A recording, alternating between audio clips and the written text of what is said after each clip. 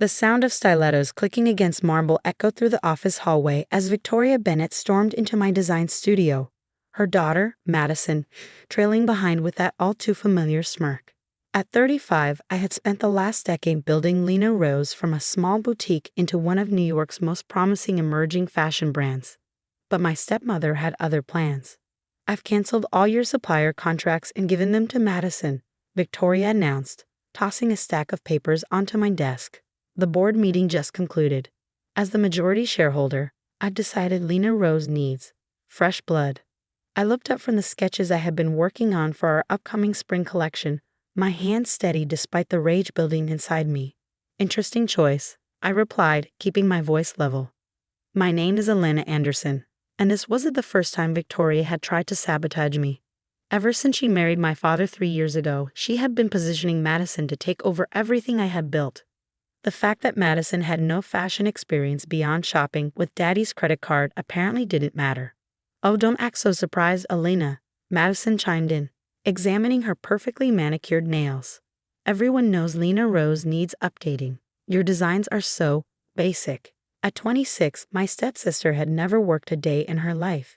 Yet here she was, ready to claim my life's work as her own. I thought about the journey that had brought me here. After my mother passed away when I was 20, I used her life insurance money to start Lena Rose, naming it after her favorite flowers. Every collection, every design carried pieces of her spirit. Now, Victoria and Madison were trying to erase that too. "The contracts will be transferred by the end of the week," Victoria continued, clearly disappointed by my calm demeanor. "Madison will take over as creative director. You can stay on as a consultant if you'd like." Her lips curved into a cold smile. "We're family after all." Family. The word felt bitter in my mouth. My father, Thomas Anderson, had been absent since Victoria entered our lives, too enchanted by his new wife to notice how she was systematically dismantling everything I had created. His signature was probably on those board documents too, though he hadn't bothered to show up himself. "That won't be necessary," I said, standing up. "I assume you'll want my office cleared out by tomorrow?" Victoria's eyes narrowed. "How generous of you to offer. Yes, tomorrow would be perfect. Madison needs to start working on salvaging what's left of this brand." As they turned to leave, Madison paused at the door. "Don't worry, big sis. I'll take good care of your little hobby." 10 years of blood, sweat, and tears reduced to a hobby. I waited until their footsteps faded before allowing myself to feel the full weight of what had just happened. But instead of tears, I felt a strange sense of calm. Because Victoria and Madison had made one crucial mistake. They had underestimated me. Opening my desk drawer, I pulled out a leather-bound notebook, my mother's old journal. Inside were not just her thoughts and dreams, but also the contact information for her old friends in the fashion industry, people she had worked with during her own career as a designer, people who owed her favors. I pulled out my phone and dialed a number I had memorized but never used. After 3 rings, a familiar French accent answered. "Allo? Monsieur Laurent? This is Elena Anderson, Diana Rose's daughter." There was a pause, then warmth filled his voice. "Ah, petite Elena, your mother spoke of you often. How can I help?" I took a deep breath. "I need to call in that favor you promised her. It's time." My mother had always told me to keep my cards close until the right moment. While Victoria had been busy manipulating the board and stealing my contracts, I had been quietly preparing for this possibility. The suppliers she had canceled? They weren't the only ones in the industry, and they certainly weren't the best. That evening I worked late into the night, making calls, sending emails, setting pieces into motion. Victoria thought she had won, but she didn't understand the fashion industry like I did. She saw glamour and prestige. I saw relationships and craftsmanship built over years. My assistant, Sophie, stayed with me, her loyalty unwavering. "What are we going to do?" she asked, bringing me another coffee. I smiled, thinking about the plans already taking shape. "We're going to build something new, something better." By midnight, my office was packed up, but not in the way Victoria and Madison expected. The real designs, the ones that would have revolutionized Lena Rose, were safely stored away. What they would find tomorrow would be old sketches, outdated samples, nothing of real value. As I drove home that night, I thought about my mother's words from years ago. In fashion, like in life, timing is everything. Sometimes you have to let them think they've won before you show your true collection. The next morning, I arrived early to find Madison already in my office, surrounded by moving boxes. She looked up, surprised to see me. "Just getting the last of my things," I said pleasantly, picking up a framed photo of my mother and me. "Whatever." Madison shrugged. "Just make it quick. I have a meeting with the design team in an hour. We're going to completely revamp the brand's image." I nodded, hiding my smile. What Madison didn't know was that half the design team had already resigned, following me to my next venture. Loyalty in fashion was rare, but my mother had taught me to treat everyone, from seamstresses to models, with respect. It was paying off now. As I walked out of the Lena Rose building for the last time, I didn't look back. Victoria and Madison thought they had destroyed me, but they had actually set me free. The real story was just beginning, and Paris Fashion Week was only 11 months away. That night, I sat in my apartment, surrounded by sketches and fabric samples. My phone buzzed with a text from Monsieur Laurent. "Everything is arranged. The atelier in Paris awaits you. Your mother would be proud." I ran my fingers over the soft leather of my mother's journal, thinking about the journey ahead. Victoria had taken Lena Rose, but she couldn't take my talent, my connections, or my determination. She thought she had written the final chapter of my story, but she had only set up the perfect plot twist. The next few weeks were a blur of activity. While Victoria and Madison paraded around New York, giving interviews about their exciting new direction for Lena Rose, I was quietly building something extraordinary. My new workshop, hidden in a converted warehouse in Brooklyn, buzzed with energy as my loyal team worked on what would become our debut collection. Sophie managed to keep tabs on Lena Rose through her industry contacts. The reports weren't surprising. Madison's fresh vision consisted mainly of copying other designers' work, while Victoria strong-armed retailers into maintaining their contracts despite the declining quality. "They're running it into the ground," Sophie reported one evening, shaking her head. "The fall collection is a disaster. The craftsmanship is gone, and the designs, well, let's just say fast fashion does it better." I focused on my work, channeling every emotion into my designs. This collection would be different from anything I had done at Lena Rose. It was bolder, more authentic, infused with both pain and triumph. Each piece told a story of resilience, of rising from the ashes. The fashion industry thrives on whispers, and soon, quiet rumors began circulating about a mysterious new designer preparing something extraordinary for Paris. Victoria and Madison, too caught up in their perceived victory, paid no attention to these murmurs. 3 months after being forced out of Lena Rose, I received another call from Monsieur Laurent.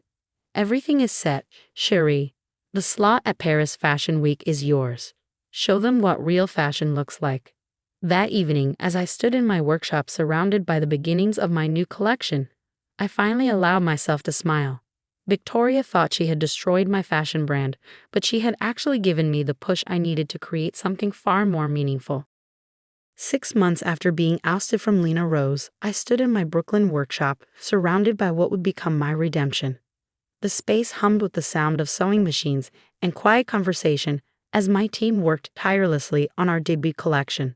Every stitch, every seam was a step closer to Paris. "Elena, you need to see this," Sophie called from her desk, turning her laptop screen toward me. The headline made my stomach turn. "Lena Rose faces quality complaints as major retailers consider pulling out." The article detailed how the brand, my brand, was struggling under its new leadership. Madison's lack of experience was showing, and Victoria's aggressive management style had alienated key partners. The photos accompanying the piece showed poorly constructed garments and derivative designs that bore little resemblance to the quality Lena Rose had once been known for. "They're destroying everything we built," Sophie said quietly. I shook my head, returning to the intricate beadwork I'd been supervising. "They're destroying everything they stole," I corrected her. "What we built is right here."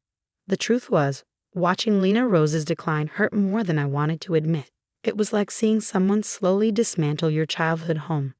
But I couldn't afford to dwell on it, not with Paris Fashion Week just 5 months away. My phone buzzed with a text from Monsieur Laurent. "Just saw the latest Lena Rose pieces. Catastrophe. But your samples, magnifique. The buyers are already asking questions."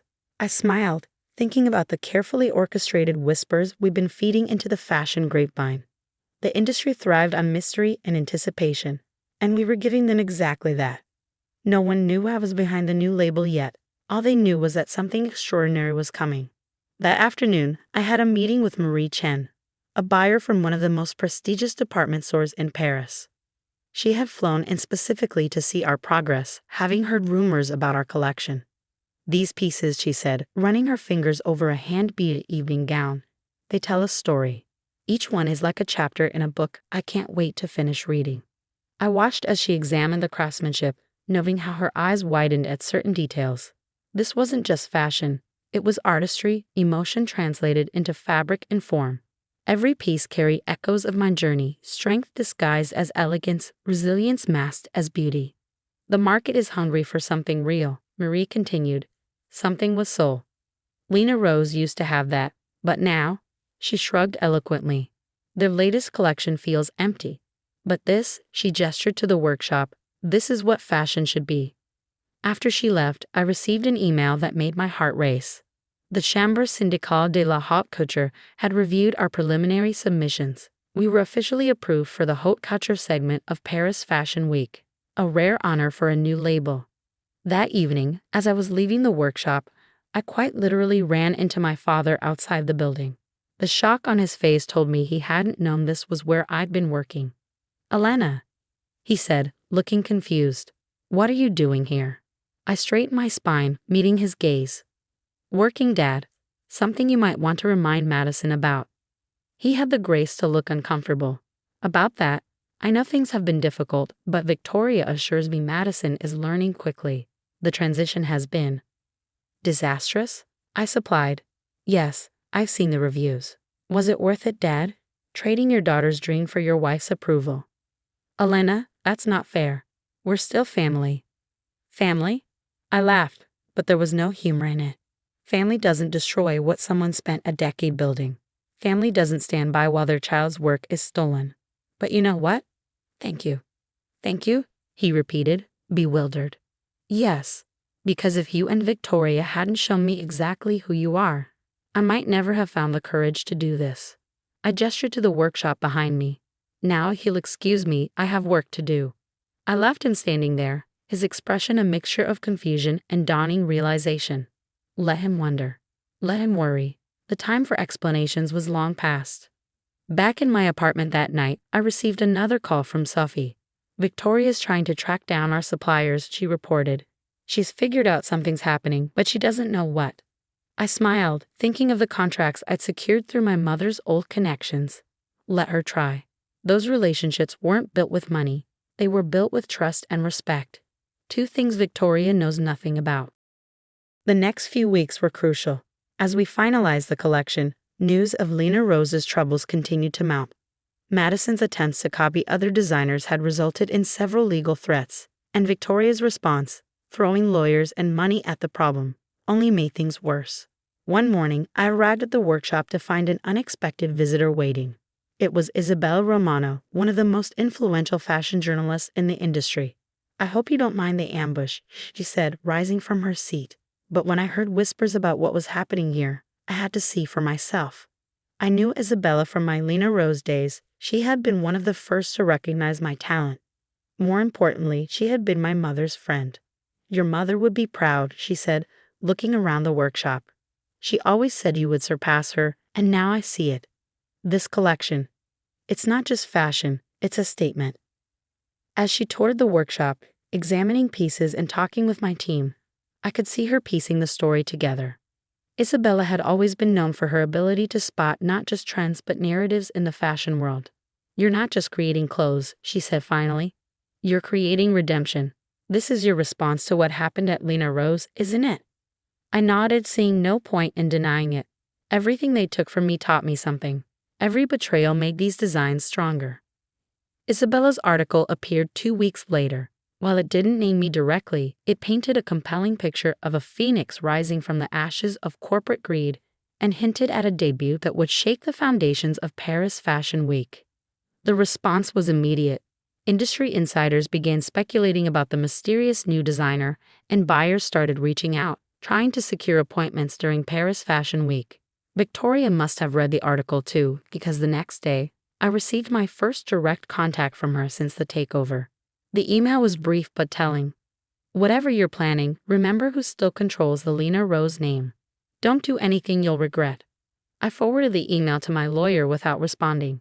Victoria's threat was empty. She might control the Lena Rose name, but she couldn't control what was coming. 3 months before Paris Fashion Week, we began final fittings. The collection had evolved into something even more powerful than I'd initially envisioned.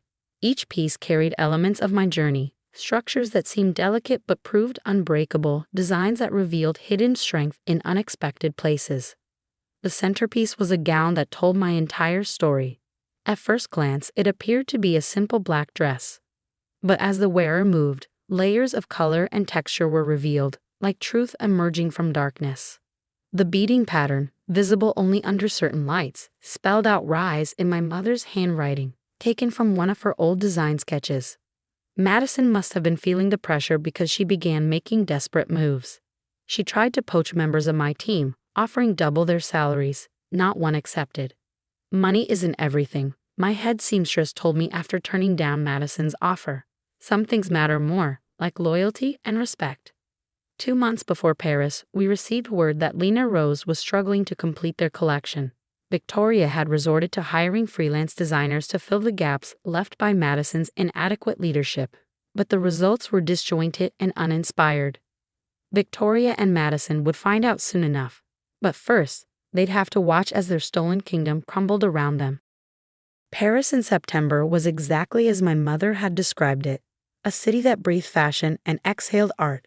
Standing in the atelier Monsieur Laurent had arranged for our final preparations, I watched the sunrise paint the city in shades of gold and rose.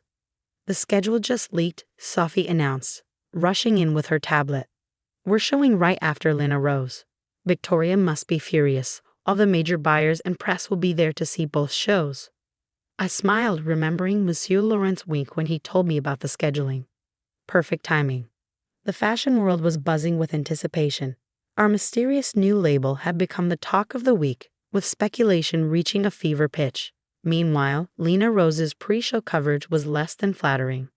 Sources say the collection is desperately uneven, Sophie read from her phone. Many pieces appear rushed or poorly executed.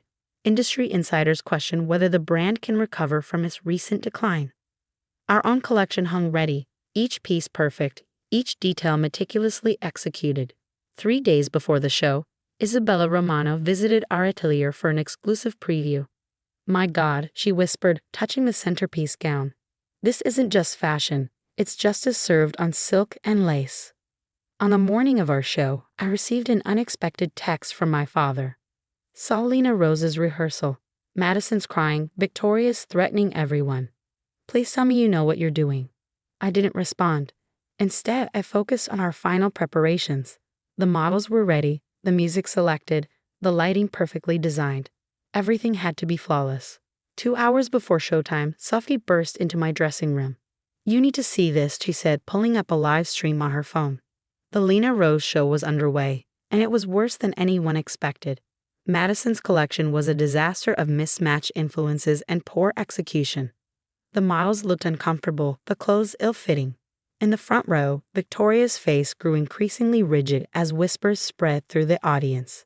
She's ruined the brand, Sophie whispered. No, I corrected her. They ruined it together. As Lena Rose's show ended to tepid applause, our team sprang into action. The venue would be reset for our show in less than an hour. I watched from backstage as the audience remained seated, unwilling to lose their spots for the most anticipated show of the week. Victoria and Madison stayed in the front row, their faces a study in contrasts, Madison near tears, Victoria seething. They still didn't know what was coming. The lights dimmed. The music began, a hauntingly beautiful piece my mother used to play while designing. And then magic happened. Our first model emerged in a creation that made the audience audibly gasp. Each piece that followed told part of our story. Resilience, rebirth, revenge served with impeccable style. The craftsmanship was undeniable, the creativity unmatched. From my position backstage, I could see Victoria's face as she slowly realized what she was watching. The designs carried echoes of my style but were elevated, evolved. This wasn't just a collection, it was a statement of survival. The centerpiece gown drew an unprecedented reaction. As the model turned, revealing the hidden rise beading, cameras flashed frantically. In the front row, Isabella Romano was smiling, tears in her eyes. For the finale, all the models returned to the runway, creating a living gallery of artistry and defiance. The applause was deafening. And then the moment came. As tradition dictated, the designer needed to take a bow. I stepped onto the runway, and the room went silent for a moment before erupting into even louder applause. Victoria's face went pale. Madison's mouth fell open. Isabella Romano was the first to stand, triggering a standing ovation that seemed to shake the venue. Fashion editors were already typing frantically on their phones. Buyers were signaling their assistance. I walked the length of the runway, stopping directly in front of Victoria and Madison. "Thank you for teaching me to rise," I said just loud enough for them to hear over the applause. The aftermath was immediate. Buyers swarmed backstage, orders were placed, and exclusive contracts were offered.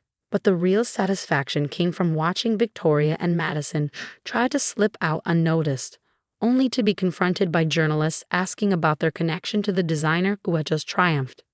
"Elena, Monsieur Laurent embraced me backstage. Your mother would be so proud. You have not just survived, you have soared." The post-show press conference was electric. Journalists wanted to know everything about my departure from Lena Rose, about the inspiration behind the new collection, about what came next. Sometimes, I told them, losing everything shows you what you're truly capable of creating. As hashtags trended and orders flooded in, Sophie showed me the first online reviews. Historic debut, a star reborn, the future of fashion has a new name. Victoria's carefully constructed world was crumbling, and she knew it. Her phone calls went straight to voicemail. Her emails remained unanswered. Her power had always been borrowed, mine was earned. The next morning, as Paris Fashion Week continued, the true impact of our show became clear. Major retailers were already canceling their Lena Rose orders, choosing instead to invest in my new label. The industry had spoken. "What happens now?" Sophie asked as we watched the sunrise over Paris. I smiled, thinking of all the designs still waiting to be brought to life. Now we build something true. The fashion world is built on beauty, but it stands on truth. Victoria and Madison had tried to steal my legacy, but they had only succeeded in forcing me to create something far more powerful, my own destiny. The morning after the show, Paris was covered in headlines. My phone wouldn't stop buzzing with notifications as the fashion world processed what they had witnessed. But the message that caught my attention came from an unexpected source, my father. "I'm in the lobby of your hotel. Please, can we talk?" I considered ignoring it, but something in me had shifted. Success hadn't just given me confidence, it had given me peace. I texted back, 15 minutes. He looked older than I remembered, sitting there in the elegant hotel lobby. When he saw me, he stood up, then seemed unsure whether to hug me or shake my hand. He ended up doing neither. "Your mother's beading technique," he said quietly. I recognized it in the finale piece. She would have loved that. "You noticed?" I was surprised. He had always seemed so disconnected from our fashion discussions. "I noticed everything, Elena. I was just too weak to stand up for it." "For you." He pulled out his phone, showing me the morning's headlines. "But you didn't need me to, did you?" The headlines told the story. Fashion's phoenix rises. Elena Anderson's triumphant return overshadows Lena Rose's disaster, and Victoria Bennett's fashion empire crumbles as stepdaughter claims crown. "Victoria's furious," he continued. "She's been up all night trying to do damage control, but the buyers are canceling orders left and right. Madison," he paused. Madison finally admitted she's in over her head. I sipped my coffee, letting him fill the silence. "I'm selling my shares in Lena Rose," he finally said. "I should have done it the day Victoria suggested pushing you out. I'm sorry, Elena. I failed you." "Yes, you did," I agreed calmly. "But that failure taught me something important, how to stand on my own." Back in my suite, Sophie was managing the flood of interview requests and order inquiries. "The numbers are incredible," she reported. "Every major retailer wants exclusive pieces. The waiting list for the centerpiece gown is already 3 months long." My phone buzzed with another message, this time from Victoria. "You've ruined everything. I hope you're happy." I forwarded it to Isabella Romano, who was writing a follow-up piece on the fashion industry's changing of the guard. Some stories told themselves. Over the next few days, the full impact of our show continued to ripple through the industry. Lena Rose's stock was plummeting, and board members were calling for Victoria's removal. Madison had disappeared from social media after a disastrous interview where she couldn't explain basic design terminology. But I was focused on the future. In meetings with buyers and fashion houses, I laid out my vision for the brand. This wasn't just about clothes, it was about empowerment, about rising above circumstances to create something authentic. Your story sells, Marie Chen told me during one such meeting. But your talent? That's what's going to build an empire. A week after the show, I received an unexpected visitor at our Paris atelier. It was Madison, alone and looking very different from the smug girl who had helped steal my company. I didn't know, she said without preamble, about fashion, about design, about any of it. Mom just said it would be easy, that anyone could do it. I continued sketching, letting her squirm. The thing is, she continued, watching your show, I finally understood what real design looks like, what real talent is. She placed an envelope on my desk. I'm resigning from Lena Rose. You should have it back. I finally looked up. I don't want it back, Madison. Lena Rose was what I built when I was trying to prove myself to other people. What I'm building now, this is what I built for me. After she left, Sophie brought in the afternoon's financial reports. Our orders had exceeded all projections, and the atelier was working at full capacity to meet demand. Victoria's been removed as CEO of Lena Rose, she mentioned casually. The board voted this morning. Your father's shares made the difference. I nodded, turning back to my sketches. The next collection was already taking shape in my mind, inspired not by revenge, but by Renaissance. That evening, I visited my mother's favorite spot in Paris, a small cafe near the Seine where she used to sketch designs. Sitting there, I opened her old journal to find a quote she had written years ago. Success isn't about proving others wrong. It's about proving yourself right. The fashion world was changing, and I was helping to change it. My phone buzzed with a message from Monsieur Laurent. Dinner tonight? We should discuss the future. The fashion world needs more truth, more courage, more you. 6 months after Paris Fashion Week, I stood in my new flagship store in New York, just 3 blocks from the old Lena Rose boutique, which had recently closed its doors. The space was everything I had dreamed of, modern yet timeless, innovative yet welcoming.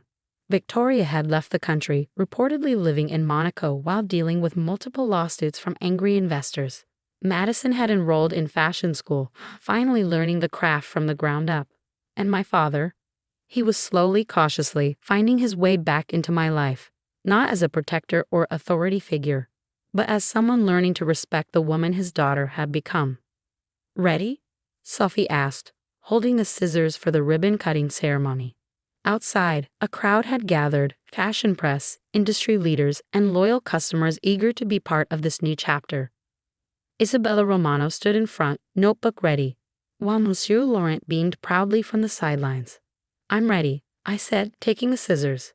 As I cut the ribbon, cheers erupted from the crowd. But my eyes were drawn to a small detail above the door, a single crystal rose, catching the morning light and breaking it into 1,000 brilliant possibilities. My mother had always said that fashion was about transformation. She was right, but not just about clothes. Sometimes the greatest designs are the ones we create from our own lives, turning pain into beauty, betrayal into strength, endings into beginnings. The store filled with people, but I took a moment to myself, touching the rose pendant I always wore, the last gift my mother had given me. We did it, Mom, I whispered. We rose. Later that evening, as I worked on sketches for my next collection, I received one final email from Victoria. You think you've won, but you'll always be the girl who lost her company. I smiled, thinking of the empire I had built from that loss, the strength I had found in that fall, and the truth I had discovered along the way. Some people spend their lives holding onto what they've taken. Others spend their lives creating something new. I chose to create,